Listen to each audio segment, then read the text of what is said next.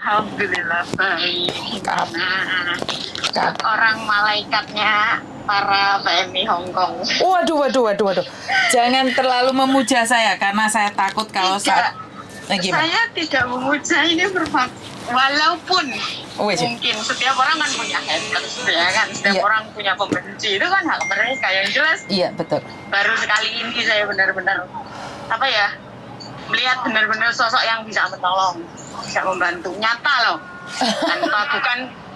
Dan itu mungkin bagi orang yang tidak tahu masalah kita sebagai PMI kan hal yang kecil ya, mungkin remeh-temeh cuma konten, tapi bagi yang kita yang di sini, siapa yang ada pikiran saat lagi ada masalah? Siapa sih saat kita lagi nggak kebingungan, nggak ada jalan, ada tempat untuk berkeluh kesah, bahkan sampai menemukan solusi, itu luar biasa sumpah. Saya sangat mengapresiasi. Sampai kalau saya ngobrol itu sama itu pasti kan, Mbak dengerin itu nggak kontennya itu. Oh jelas, kenapa? Lo kamu juga dengerin toh? Kan enggak, lo kamu di Indonesia, tapi saya suka mendengarkan ceritanya orang-orang yang di luar negeri yang masalahnya terpecahkan. Masa? Saya pernah teman-teman saya di Indonesia loh, mereka bukan PMI loh. Oh. Mereka kerja jadi perawat, ya kan? Temanku jadi perawat. Mereka pedagang di tokonya, mereka mendengarkan. Loh, apa yang tertariknya? Ya mungkin bagi orang yang nggak suka ya nggak mungkin lihat, tapi bagi yang suka mengikuti. Bahkan saya tanya, kamu tahu yang mana? Ceritanya saya lihat semua loh. Masa sih yang paperan, yang ketipu beli gamis kena 9 juta. Karena saya pernah mengalami. Saya pernah alami ya, karena tamak itu betul kata. Tamak itu akan merugikan kita. Saya pernah. Oke. 600.000 beli hoodie itu. Oke, terus? Oh, yang tertipu. Terus orang-orang yang mungkin anak-anak baru khususnya ya, kayak kita mungkin karena udah lama ya, nggak kepikiran. Yang penting kita bisa kerja. Dan saya tidak menyalahkan anak-anak yang keluar mungkin memilih OS itu karena nggak mungkin dengan nyata-nyata saya ingin OS di luar itu. Kalau sudah tahu ceritanya pasti nggak mau, karena mungkin yang di luar itu kalau bisa kembali menjadi anak dalam juga pasti berpikir kembali jadi anak dalam. Jadi dari cerita yang diambil, saya kan kerja kan bebas 24 jam, bisa telinga di sembel Bluetooth. HP saya tengkuretin. Tapi di situ saya muter YouTube. Di telinga saya selalu dengerin kisah-kisah yang jadi anak OS hamil, anak OS yang punya pacar nggak tanggung jawab. Itu menjadi cerminan, menjadi bisa dibilang, saya bilang secara tidak langsung Miss Yuni itu menyampaikan dari kisah nyata, bukan hanya katanya. Nasihati orang nggak bakal percaya. Bukan katanya, iya betul. Tapi kalau sudah mendengar tangisnya anak-anak yang di luar dengan kisahnya seperti itu, pasti ini bukan sebuah katanya. Ini adalah cerita yang betul-betul dari yang mengalami. Terus saya bilang, betul. Anak-anak yang ketipu karena bank. Saya menangis yang disuruh ibunya menjadi pelacur ya, minta maaf ya. Yang menjadi pelacur itu kan, saya nangis sampai saya tahu deritanya seperti apa, dia sakitnya seperti apa, dia simpan dalam hati sampai ingin menceritakan seseorang yang menemukan orang yang tepat. Saya mau cerita ke siapa, ya kan? Sedangkan harusnya ibunya yang menjadi tempat dia berlindung, pulang, menjadi tempat dia berlindung, tempat dia menemukan kebahagiaan, itu dia hancurkan. Kemana lagi yang harus saya percaya, sedangkan ibu saya yang saya lahir dari rahim dia seperti itu, kemana lagi? Ke tempat Miss Yuni. Saya sampai, ya Allah, saya setiap itu saya nangis, saya terbawa, sampai kadang-kadang kalau yang lucu saya sambil nyuci piring saya ketawa sendiri. Kalau saya nggak kuat, saya nangis. Kan rumah saya kan tingkat 4 toh. Saya kayak Miss Yuni tahu kemarin yang ada anak yang anak lari dari rumah yang di Junuan itu adalah mantan pekerjanya bos saya. Yang sampai pingsan itu? Yang di yang di Junuan itu yang yang nggak pakai sendal, yang waktu tahun baru di Cina apa ya, Raya Cina. Itu Terus? mau ke tempat saya. Dia mau kabur dari rumah majikan, mau ke tempat bos saya karena bos saya adalah orang yang sangat luar biasa hatinya. Terus? Pembantunya yang dulu itu sampai sekarang masih komunikasi dengan bos saya. Bos saya masih membalasi setiap chat para pembantunya. Bahkan kadang-kadang ada yang ulang tahun, bos saya ingat dia kirim duit ke keluarga ke Indonesia lewat saya. Tapi bos saya ngomong seperti ini, kamu jangan cemburu ya. Saya jawab, bos, apa yang saya cemburukan? Saya bernasib baik punya majikan seperti kamu. Apalagi yang harus saya cemburukan? Saya kerja baik di sini, pasti bos saya baik. Saya dikasih rumah sendiri, yang di rooftop itu dibangun untuk tinggal saya sendiri. Dengan TV 55 in, dengan kulkas sendiri, dengan dapur bisa masak sendiri. 700 bersama balkoni itu untuk tempat saya sendiri. Setiap bos mau masuk, mau naik, mau ngerokok, dia ketok pintu. Boleh saya masuk deh? Silakan, ini kan rumahnya bos. Enggak, ini tempat kamu, ini privacy kamu. Setiap siapa yang mau naik pasti. Bahkan anak saya mau naik pun harus Cece, le tam tahan. Oh siang tam tak. Ini loh rumahmu. Tapi setiap mungkin didikan orang tua seperti betul. Bos, kalau waktu yang pembantunya kerja di sini kan mengalami dia punya majikan yang kurang baik ya. Terus dia ngadu sama bos saya karena dulu dia sudah kerja sama bos saya 6 tahun, bos saya tetap dia katanya makannya kurang itu, sampai ngomong sama saya, dah ini apa artinya? Dia nggak enak bos di sini, dia cerita kayak gini. Terus dia bilang, aku pengen kasih dia buat makan, ya kan? Gimana caranya bos? Saya bisa kasih? Nggak apa-apa dong, nggak apa-apa. Kenapa? Dia saudara saya, dia sama-sama orang Indonesia. Tapi kamu nggak libur, nggak apa-apa. Kasih saya waktu keluar, saya antar dia libur di mana. Habis itu saya pulang. Saya kasih dia duit. Ini kan, saya kasih dia duit. Bos selalu ngomong, kamu jangan cemburu. Enggak, saya nggak pernah cemburu. Karena saya tahu bos saya sayang sama saya. Nggak perlu lah saya cemburu. Jadi, seperti itulah. Saya tadi habis dengerin yang, satu hari ini saya mendengar kalau nggak salah 4 atau 5 ya. Yang tadi ketipu 2 juta, 9 juta itu, saya ngakak ketawa. Di sini menang dengan para sindikat itu. Terus apalagi kemarin sore saya dengerin yang anak yang hamil di luar, anak di luar, dia hamil nggak tahu mau ke dokter tapi takut nggak ada duit, takut bayar. Itu saya dengar. Yang akhirnya di Junmun, yang dia anak OS, yang orang kakaknya yang tahu tapi orang tuanya ibunya belum tahu, itu saya sebutnya. Terus yang orang Indonesia pacaran sama orang Hongkong yang punya itu panti pijat plus. Semuanya pokoknya kalau ada di sini tak lihat ada yang baru nggak, ada yang baru. Pokoknya bahkan saya yang 14 tahun di sini banyak saya nggak tahu. Sampailah ternyata gimana? Dari konten itu apa yang sampean bisa petik? Jangan pernah berhenti. Terima kasih. Banyak yang dipetik. Jangan pernah berhenti. Saya cuman, Mbak, sebentar. Saya cuma nanya satu hal. Seperti yang kamu katakan tadi bahwa ada salah satu anak yang bercerita dengan saya tentang sakitnya saat ibunya memperlakukan dia seperti itu. Menurut sampean itu adalah pembongkaran aib yang dibenarkan atau sebenarnya itu pelajaran buat orang lain bahwa sebenarnya di luar sana ada sosok ibu yang tidak bisa menjadi ibu? Ibu itu adalah mungkin surga kita tetap di ibu ya. Tapi tidak semua ibu itu, ya ibu itu baik, mungkin nggak tahu lah, sifat rambut boleh sama, hati bisa lain, sifat bisa beda. Jangankan itu, kalau saya boleh ngomong, saya juga pernah ngalamin seperti itu. Orang Indonesia itu, saya pernah ngomong, saya ini bukan ATM yang kalian datang hanya untuk gesek kemudian pergi. Kadang-kadang kita kirim ke rumah, kita hanya mengharapkan kata terima kasih, uangnya sudah saya ambil. Itu saja kadang sulit. Itu memang benar ya. Kita padahal jangan tanya 1-2 orang, tapi tanya ribuan TKW di sini. mungkin hanya 1-2 yang punya keluarga dari background berada, dia cuma anak 2, abangnya sudah kerja, mungkin nggak begitu membutuhkan. Tapi yang memang kesini untuk merubah nasib, setelah kita ada, apa yang ada di pikiran kita sebelum kita dapat gaji, senyuman orang rumah.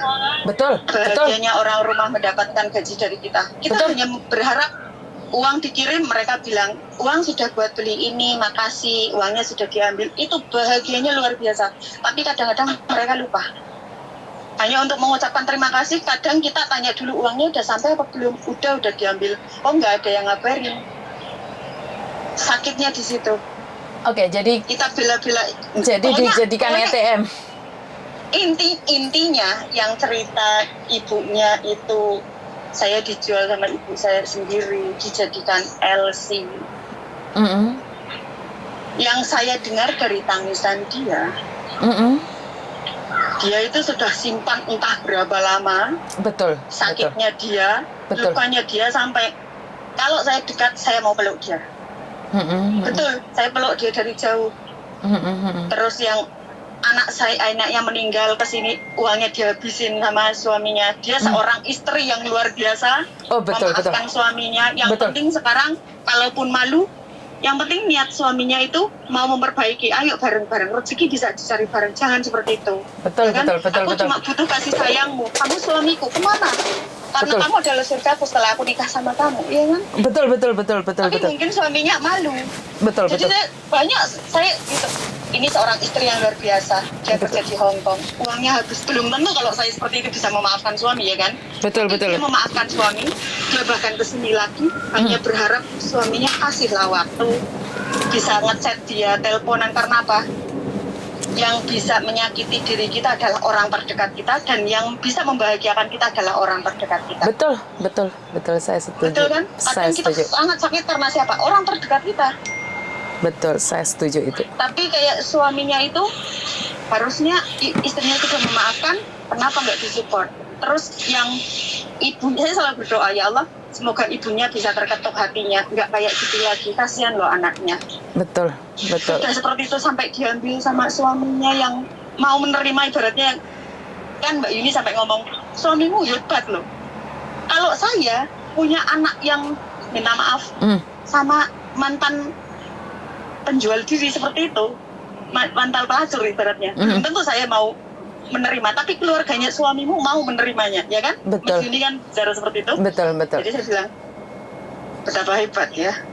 Terus yang mendapatkan kisah seperti itu, betapa hebat ya. Betul. Dari sini kita bukan hanya hiburan saja kita dapat, tapi renungan. Kadang saya merasa nggak bersyukur.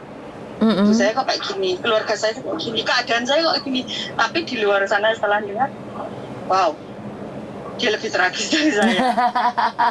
Iya kan? Betul. Jadi pokoknya satu kata, lanjutkan Miss Yuni. Terima kasih sekali. Karena saya nggak pernah libur ya Miss Yuni. Saya jarang, saya part-time kadang. Jadi kalau suatu hari saya libur, saya tadi loh, demi Allah, saya nggak pernah kepikiran karena saya mungkin nggak ada masalah ya, Betul. saya fine aja ya, nggak nyimpen nomor Miss Yuni, tapi katanya ada deskripsi nomor, saya lihat, terus saya cek, loh kok udah ada namanya? Apa memang sudah di setel setiap disimpan sudah ada namanya atau memang apa? Demi Allah, kok ada namanya di HP saya? Ini Miss Yuni siapa? Makanya saya kaget, saya cuma nulis, terus kok ada namanya di kontak saya, di WhatsApp saya langsung ada tulisannya Yuni, ada gambarnya langsung. Aku pernah nyimpen di mana ya? Saya pernah nyimpen atau memang nomornya Miss Yuni itu pernah memang auto setiap orang yang nyimpen udah langsung ada namanya. Saya nggak tahu, saya baru itu, tapi belum saya tekan tambah kontak itu sudah keluar namanya Miss Yuni di HP saya. Saya sendiri tidak tahu karena saya tidak. Soalnya luar biasa. Lanjutkan, jangan berhenti. Siap. Jangan pernah berhenti, Miss. Insya Allah suatu hari nanti saya datanglah. Siap. Saya ke Jinwan. Di mana? Saya bukan di Jinwan. Saya bukan di Jinwan, Mbak. Saya di Hingking. Hingking mana ya? Carian di YouTube mungkin rute rumah singgah Yuni TKW Hong Kong. Ya, saya tadi kepikiran kayak gitu. Insya Allah kalau saya itu. Jenengan rumahnya mana sih? Rumahnya mana? Jingwan kan? Saya 14 tahun di Dunmun. Dunmun berarti kan dekat Mbak, satu KCR itu aja, yang jurusan Wuku Aisan. Dari Dunmun ke Wakaisan. Betul. Oh, oke. Ya nanti saya tanya insya Allah kalau lagi saya itu pokoknya Miss, jangan berhenti. Masih banyak orang-orang yang butuh serapan ilmu, butuh kisah-kisah nyata. Siap. Masih banyak loh TKW Hongkong yang bermasalah. Siap. Yang punya cerita masing-masingnya. Siap. Sokong terus. Siap. Saya nggak usah. Saya YouTube-nya adalah nanti saya kasih tahu di sini. Siap. Oke, di sini makasih. Terima kasih atas dukungannya. Saya support lah 1000%. Terima kasih, semangat terus. Terima kasih. Bantu saya doa. Terima kasih. Assalamualaikum. Saya bantu doa dan buat orang-orang yang bermasalah saya bantu doa juga. Terima kasih. Assalamualaikum warahmatullahi wabarakatuh. Waalaikumsalam warahmatullahi wabarakatuh. Terima kasih sekali. Miss Yuni, saya tidak bermasalah, tapi saya cuma ingin ngobrol, silahkan. Selagi saya masih ada waktu, karena saya tidak pernah membatasi siapapun boleh ngobrol sama saya. Ya Miss Yuni ini terlihatnya akrab dengan siapapun, benar. Saya bisa akrab dengan siapapun, karena menurut saya tidak bisa membedakan mana yang teman saya, mana yang lawan saya, mana yang akan menyakitin saya, mana yang akan mencintai saya. Bagi saya, bukan tugas saya untuk menghakimi kalian. Yang perlu saya lakukan adalah tetap bersama kalian, baik saja. Jadi saya tidak peduli bagaimana pada sebuah cerita itu. Yang saya tahu adalah saya sangat ingin berterima kasih sekali pada teman-teman di luar sana yang memberikan dukungan. Mungkin saya tidak pernah melihat Anda, bahkan saya tidak pernah tahu siapa Anda, tapi berkat doa kalian, berkat dukungan kalian, sampai saat ini saya masih berdiri tegar di sini. Dan atas doa-doa kalian, mulut saya ini bisa terjaga, biar nggak kepreset, biar mulut saya ini nggak ngamuan, biar mulut saya biar tidak nyeleweng. Jadi itu berkat doa-doa dari kalian semua. Tanpa doa kalian semua, mungkin sampai saat ini saya tidak akan bisa bertahan di dunia persilatan YouTuber Hongkong ya, karena sekali lagi hidup ini sangat keras, bahkan serangan dari orang-orang yang saya sayangin, orang-orang yang pernah hadir dalam hidup saya, bahkan teman baik saya, orang yang paling saya sayangin, itu secara langsung dan tidak langsung menyerang saya, tapi itu adalah bentuk dari kritik bagi saya. Karena kritikan mereka membangun saya, membuat saya tahu bahwa ada sesuatu yang boleh saya lakukan dan ada sesuatu yang tidak boleh saya lakukan. Biar saya tetap menjadi versi saya, biar saya tidak usah menjadi orang yang palsu. Artinya adalah dalam kehidupan ini ada yang memberikan saran, ada yang memberikan kritik, ada yang memberikan cinta. Dan ada orang yang memberikan luka. Tergantung dari kita bagaimana kita menyikapinya. Kalau kita menyikapi dengan damai sejahtera, dengan cinta kasih, maka saya percaya semuanya akan baik-baik saja. Tapi kalau kita menghadapi dengan emosi, marah, maka kita akan memberikan luka-luka itu pada orang lain. Kenapa kita bisa memberikan luka pada orang lain? Karena jujur, di hatimu sendiri juga ada luka yang secara langsung dan tidak langsung, secara baik kamu sadari atau tidak kamu sadari, kamu juga punya luka di dalamnya. Jadi buat teman-teman di luar sana, salam sukses selalu, salam damai sejahtera. Dan saya selalu memberikan dukungan ini. Saya memberikan dukungan ini dengan tulus. Jadi tidak ada modus-modus, karena orang bilang demi cuan, ya syukur alhamdulillah dengan kerja keras saya, dengan saya memberikan full waktu saya bersama kalian dan keluarga saya mendapatkan berkat dari Tuhan yang mengalir pada saya. Jadi syukur alhamdulillah, karena saya melakukan dengan ikhlas, saya tidak membilang minta sama kalian atau uang gotong royong atau apapun itu namanya, tapi saya memberikan dengan rasa tulus dari hati yang paling dalam dan berakhir dengan cuan, pundi-pundi uang. Jadi jangan cemburu karena kerja keras seseorang. Jadi kalau kamu bisa, kamu pasti bisa. Kalau kamu berpikir kamu tidak bisa, maka kamu tidak bisa. Dan saat saya memutuskan untuk tidak bekerja di agent, itu adalah suatu tantangan yang sangat serius. Satu, saya punya masalah sendiri. Dan kedua, saya sebenarnya bulan 3 saya berjanji untuk bekerja di agent. Tapi karena ada satu hal dan kepentingan lain, maka saya tidak bisa meneruskan pekerjaan saya di agent. Dan saya memilih untuk mengundurkan diri. Dan walaupun anak saya sudah bekerja di agent, saya tetap pada tujuan saya awal bahwa saya tidak ingin bekerja di agent, karena biar tidak ada orang satupun yang ngomong aku itu anak buah sampean, aku itu wongmu kok gak murahkan. Saya tidak mau itu. Jadi saya akan pukul rata anak buah saya atau bukan, saya akan membantu selagi saya mampu. Itu aja dari saya, kurang lebihnya saya minta maaf, dan wassalamualaikum warahmatullahi wabarakatuh. Berkat Tuhan mengalir atas hidup kita semua, semoga semua makhluk hidup bahagia, dan terima kasih, bye-bye.